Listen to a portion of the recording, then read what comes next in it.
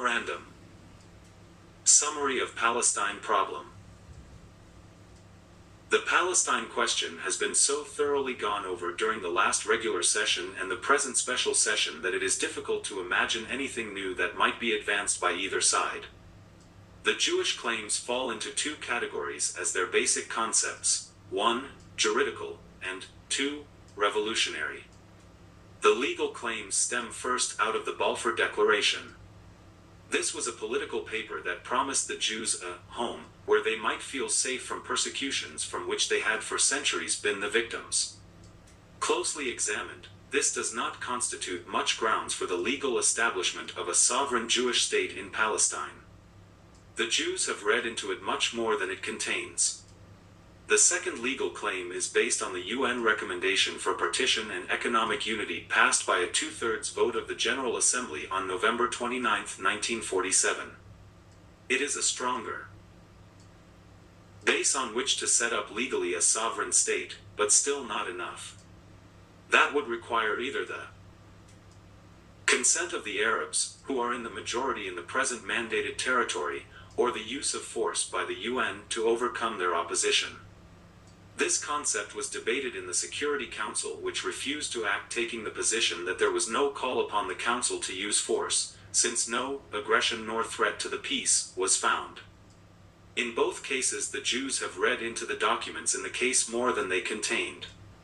The legal rights for the establishment of a sovereign Jewish state in Palestine are not clearly established. It seems quite obvious that they would lose in a free election to determine the issue. Where does this leave them? They have organized a revolutionary army which is attempting to take over the territory by force.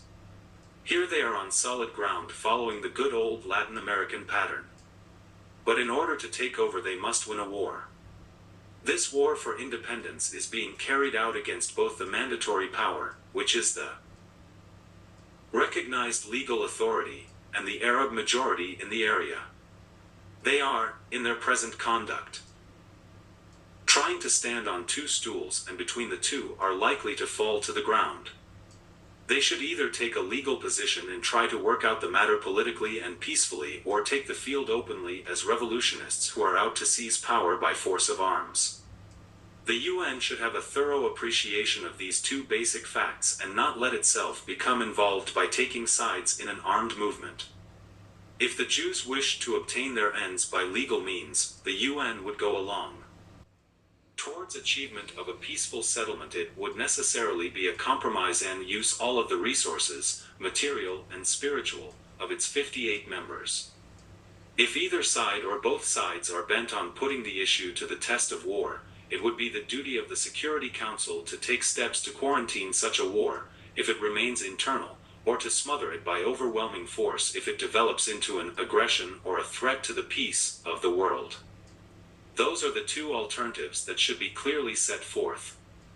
If, as we are confident, it can be brought about that reason rules and the parties to the controversy decide to accept the temporary tutelage of the United Nations, an immediate trusteeship should be set up to establish a government to rule the land and permit a peaceful evolution of its political and economic patterns under conditions of law and order.